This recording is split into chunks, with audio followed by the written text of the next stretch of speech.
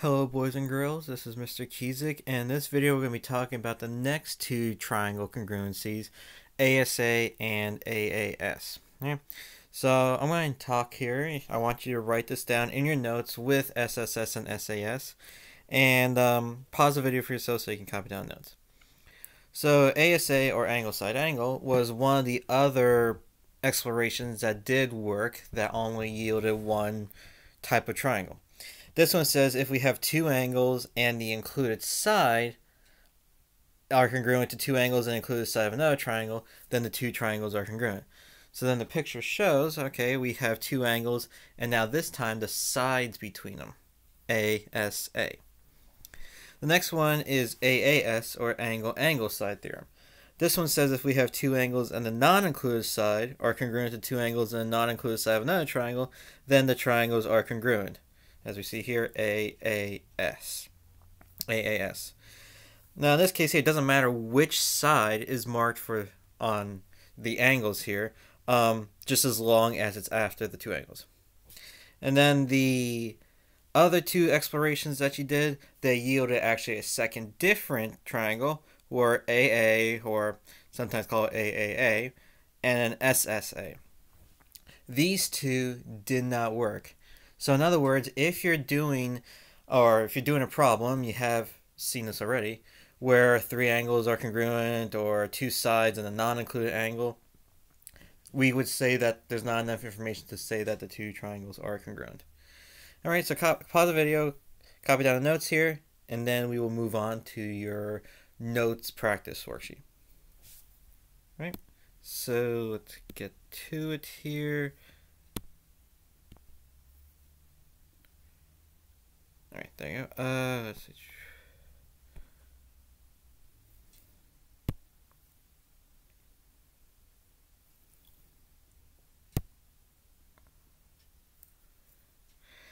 Alright, so on your notes here, again, the first half is about given two triangles, do we have enough information to say that they are congruent? And again, we are just looking at ASA and AAS right now. So if I look at number one, again, is there anything else I can mark down? Are there any congruent sides or congruent or vertical angles? In this case here, no shared sides, and no vertical angles, so I'm done marking anything I need to do. And then I look to see what I have. Well, I have angle, angle, side, angle, angle, side. So these two triangles are congruent by AAS. Okay, let's look at number two here. Again, anything else I can mark down here? Shared lines or vertical angles? And there is. I have vertical angles right here. Now we take a step back, look at the two triangles, see what's marked down. I have two angles and a side on the left one, and two angles and a side on the right one. The side is not between the two angles, so therefore this is also congruent by AAS. Alright, number three, anything else I can mark down? I sure can. Vertical angles, vertical angles. I take a step back and look at the triangles and I say, okay, what do I have? Again, I have two angles and a side for each triangle, and I look and I say to myself, well, where is the side located?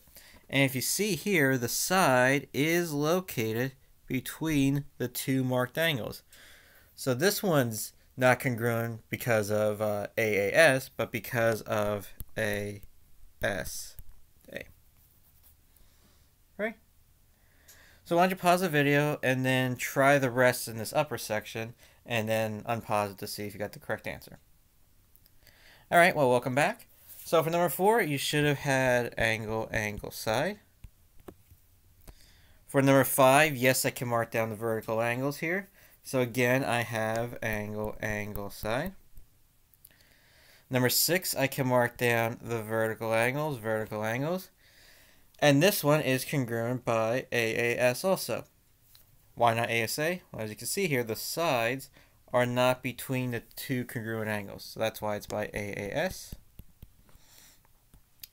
Number seven, you should have said not enough information, because I have three angles and three angles. And that's one of our false shortcuts. That's one of the ones that says, nope, not enough information here to help us. Number 8, we have the shared line, so we can mark that down. And we would say, and this shared line is between the two congruent angles, so it's congruent by ASA. And then for number 9, it's already marked down for us. I forgot to erase it before, but we got vertical angles. 2 angles on the side. The side's not between the two congruent angles, so therefore this is congruent by AAS. Right? So hopefully you did pretty well for the first section. The next section is like what we did for SSS and SAS. Based off of the theorem that's given to you, what piece of information is missing to make it that theorem? Again, you are going to mark down any shared lines or vertical angles. For number 10, I have a shared line.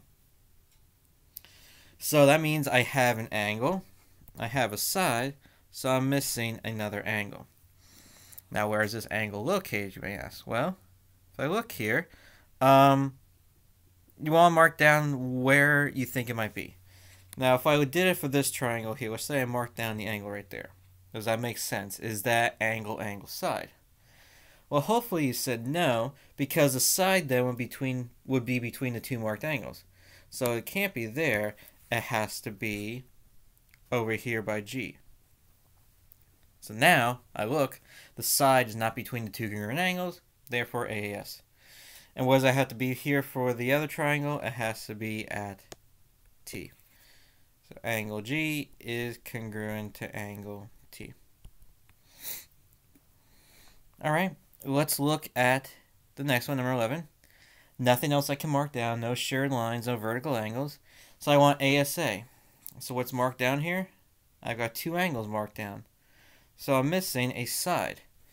Now it does matter, again, where the side is located because, well, according to the theorem, the side has to be between the 2 marked angles. Well, where is between the 2 marked angles? Right here. That's between. That's between. So CB is congruent to ST. Right, let's look at the next page. So number 12, what else can I mark down? I can mark down the shared line. So I have an angle, I have a side, I'm missing another angle. Now where's this angle going to be located? Well, again, if I look at this, I want to make sure the side is not between 2 marked angles. This is, though, one of those problems where it really doesn't matter where you put the angles. I could say right here and right here. Now if you look at that, doesn't that make sense? The side's not between the 2 marked angles, so therefore that could work. And remember, I would have to use the 3-letter naming for that angle because it's shared between both triangles. So it'd be angle like NML is congruent to angle TML. But nothing says it just has to be right there. It can also be, let's erase this. So we got the shared line now. It could also be down here. And don't I still have angle side? Yeah, I do. So it could be also angle NLM is congruent to angle TLM. And who's to say also the angle could be right here and right here. Now visually that kind of hurts the eyes to imagine that being rotated and laying right on top of each other, but in all reality it could still work. So sometimes you have multiple answers that you can have, but I only need one. Alright, so pause the video and see if you can do the rest here. Okay. Welcome back. So for number 13 here, you should have vertical angles, realizing another angle. So it had to be angle U is congruent to angle D. 14, nothing else to mark down, so I need another side. This is, again, one of those ones where it doesn't matter really which one you put down. It would be SU is congruent to HJ, or TU is congruent to JI. Now for this one you couldn't say SU is congruent to JI because SU, it's after the 2 curved circles and then JI is after the 3 curved circles, so it has to be at least after the same thing. Alright, 15, we got a shared line, so we've got an angle, And the angle over here, again, we need to use the 3 letters. Angle KML is congruent to angle RML. 16, we got the shared line. This is, again, one of those ones where it really doesn't matter which angle you pick as long as you don't pick the ones that are already given to you. But you always want to try to do it visually appealing. So I would pick an angle here and an angle there. So again, angle LFG is congruent to angle HGF.